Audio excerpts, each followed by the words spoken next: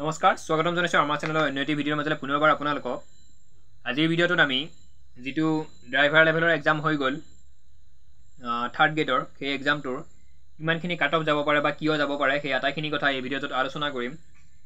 যিখিনি কাট অফৰ ওপৰত এতিয়ালৈকে ভিডিঅ' আপলোড কৰিছোঁ মই সেইখিনি ভিডিঅ'ত যথেষ্টখিনি সঁহাৰি পাইছোঁ আপোনালোকৰ সেইকাৰণে কিছুমানে কমেণ্টো কৰি আছে ডিগ্ৰী লেভেলৰ যিটো এক্সাম আছিল সেই এক্সামটোৰ ওপৰত কাট অফৰ ওপৰত ভিডিঅ' আপলোড কৰিছিলোঁ আপোনালোকলৈ দিছিলোঁ সেই ভিডিঅ'টোত বহুতে কমেণ্ট কৰিছে এটা ড্ৰাইভাৰৰ কাট অফৰ ওপৰত এটা ভিডিঅ' বনাওক ড্ৰাইভাৰৰ কাট অফটো কেনেকুৱা হ'ব বা কেনেধৰণে আমাক চিলেকশ্যন কৰিব আৰু কিছুমানে বুজি পোৱা নাই ড্ৰাইভাৰত স্কিল টেষ্ট হ'ব বুলি কৈছে কি স্কিল টেষ্ট কেনেদৰে পতা হ'ব সেই আটাইখিনি কথা এই ভিডিঅ'টোত আলোচনা কৰিম গতিকে যিখিনি কেণ্ডিডেটে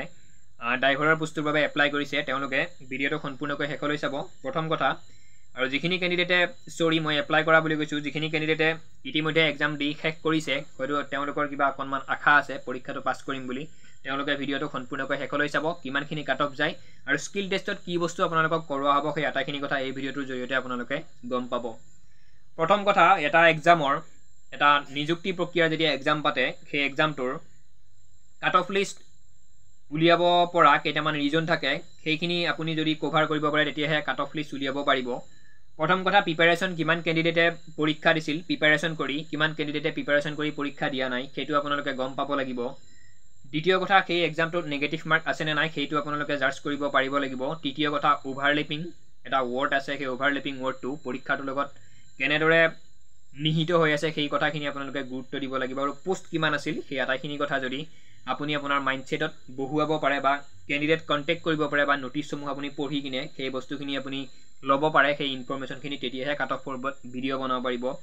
এনেই যি টি কথা কৈ কিনে কাট অফ এটা বনাই কেণ্ডিডেটখিনিক হাৰাছমেণ্ট কৰাৰ তেনেকুৱা কোনো প্ৰয়োজন নাই মই ভাবোঁ গতিকে ড্ৰাইভাৰ লেভেলৰ যিটো এক্সাম আছে সেই এক্সামটো মোৰ ঘৰৰ পৰিয়াল মোৰ নিজৰ দাদা এক্সাম দিছিল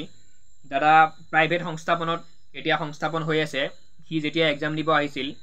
ঘৰত আৰু সি আহিব সময় পোৱা নাই নিজৰ ডিউটিৰ বাবে বাহিৰে গৈ পৰীক্ষা দিছিল পৰীক্ষাৰ কেন্দ্ৰত গৈ ঠিক তেনেদৰে 80% বা 70% যিখিনি ড্ৰাইভাৰ আছে বৰ্তমান তেওঁলোক লাইচেঞ্চ আছে তেওঁলোকে সংস্থাপন লৈছে প্ৰাইভেট হ'লেও ড্ৰাইভিং কৰি আছে গতিকে তেওঁলোকে কি ছিষ্টেমত পৰীক্ষা দিছে সেই বস্তুখিনি আপুনি এনালাইজ কৰিব পাৰিব লাগিব আপুনি গম পাব লাগিব গতিকে ড্ৰাইভাৰৰ বাবে যিখিনিয়ে এপ্লাই কৰিছিল তাৰে হয়তো 30% 40% কেণ্ডিডেটেহে প্ৰিপাৰেশ্যন কৰি কিনে পৰীক্ষা দিছিল আমি এটা এক্সাম দিব লাগিব চৰকাৰী চাকৰিৰ গতিকে তেনেকৈ হয়তো 30% 40% কেণ্ডিডেটেহে এক্সাম দিছিল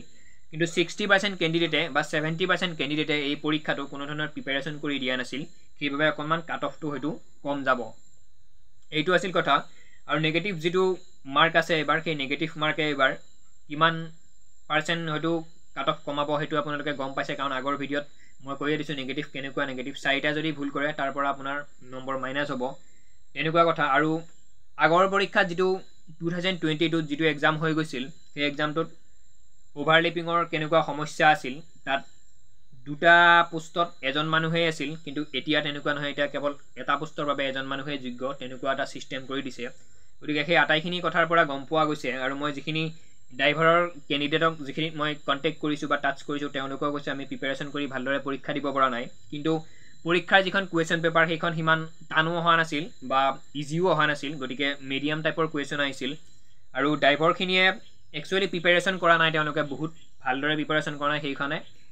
প্ৰশ্নখন অকণমান টান পাইছে কিন্তু আচলতে মই যেতিয়া কুৱেশ্যন পেপাৰখন চাইছোঁ বহুত টানো অহা নাই বাৰু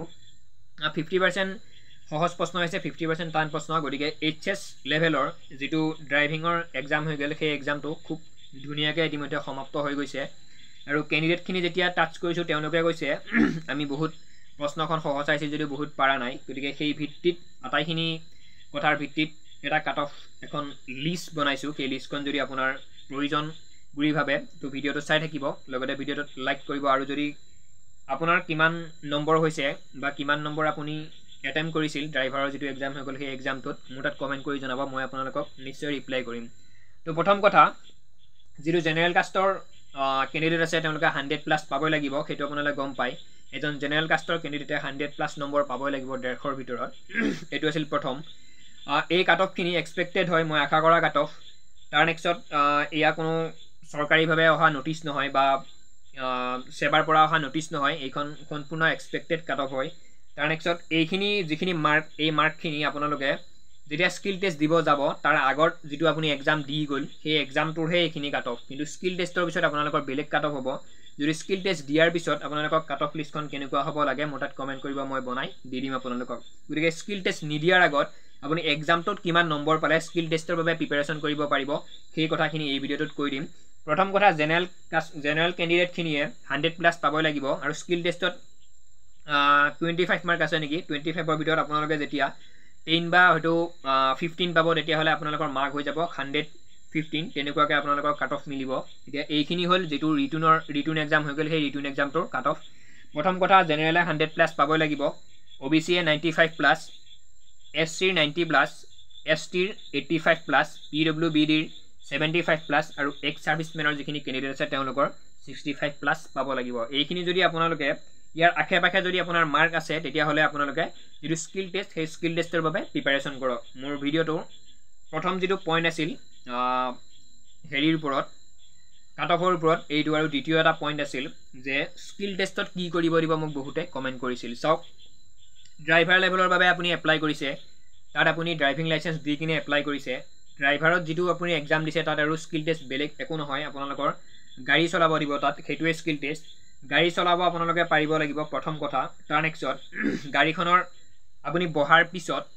কেনেদৰে ষ্টাৰ্ট কৰে কেনেদৰে গাড়ীখন বেকত চলাব লাগে কোনটো সুইচ টিপিলে ইন্ডিকেটৰ বা তেনেকুৱা যে সিস্টেম থাকে বা কোনফালে সিগনেল লাইট জ্বলিব লাগিলে কি কৰিব লাগিব আপোনালোকে বা যেটো মানে গাড়ীখন চলাওতে কেনেকৈ চলাব লাগে সেই আটাইখিনি কথা আপোনালোকে তাত আপোনালোকৰ ইন্টাৰভিউ নিচিনাকৈ লোৱা হ'ব গাড়ীৰ ভিতৰত বহুৱাই কিনে সেই আটাইখিনি কথা আপুনি ক'ব পাৰিব লাগিব বা এটা চাৰিয়ালি ৰুট এটাত আপুনি গাড়ীখন কোনো ইফাল সিফাল নোযোৱাকৈ আপুনি সিধা যাব লাগিলে আপুনি কোনটো সুইচ টিপিলে দুইফালে যে লাইট জ্বলে সেই আটাইখিনি বস্তু বা ওয়েপাৰ যে মাৰে কোনটো সুইচ টিপিলে ওয়েপাৰ মাৰিব সেই আটাইখিনি কথা আপোনালোকে গম পাব লাগিব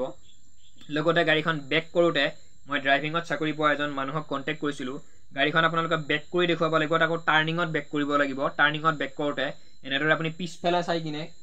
গ্লাছেৰে মূৰটো আপুনি বাহিৰফালে উলাই কিনে মানে বেক কৰিব নোৱাৰে ঠিক সাইডত দুখন গ্লাছ থাকিব গাড়ীত আৰু মিডলত এখন গ্লাছ থাকিব সেই মিডলত গ্লাছখন চাই কিনে আপুনি গাড়ীখন ডাইৰেক্ট বেক কৰি দেখুৱাব লাগিব তেওঁলোকক এনেকুৱা হয় স্কিল টেষ্টত কিন্তু আপুনি গাড়ীখনৰ মূৰটো গ্লাছৰ ফাকেৰে উলিয়াই কিনে আপুনি গাড়ীখন বেক কৰিব নোৱাৰে যদি সেইবোৰ কৰে আপুনি কেনসেল হ'ব ডাইৰেক্ট স্টেট থাকি মানুহজন সিটত বহি থাকি ষ্টাৰিং ধৰি থাকি আপুনি গাড়ীখন বেক কৰি দেখুৱাব লাগিব তাকো টাৰ্নিংত এই আটাইখিনি কথা হ'ব স্কিল টেষ্টত তাৰ পিছত আপোনালোকৰ হয়তো ভাইবা হ'ব তেনেকৈ আপোনালোকে যদি সেই স্কিল টেষ্টত পাছ কৰিব পাৰে তেতিয়া হলে আপোনালোকৰ চাকৰি নিশ্চিত এইটো আছিল ভিডিও কাট অফৰ ওপৰত কিবা যদি ডাউট আছে কিবা যদি সুধিব লগা আছে মোৰ ভিডিওৰ তলত কমেন্ট কৰিব মই আপোনালোকক নিশ্চয় জনাই দিম আৰু স্কিল টেষ্টৰ পিছত কিমানখিনি কাট অফ যাব পাৰে সেই আটাইখিনি যদি আপোনালোকক লাগে লিষ্টখন মোৰ তাত কমেন্ট কৰিব আপোনালোকক মই নিশ্চয় কৈ দিম তো ভিডিওটো ইমান আছিল চাই যদি ভাল পাইছে নিশ্চয় এটা লাইক কৰিব লগৰ বন্ধু-বান্ধৱীৰ সৈতে যিখিনিয়ে ড্ৰাইভাৰৰ বাবে এক্সাম দিছে তেওঁলোকক এই ভিডিওটো শ্বেয়াৰ কৰিব আৰু চেনেলত নতুনকৈ আহিছে চেনেলটি সাবস্ক্ৰাইব কৰিব ধন্যবাদ জয় অসম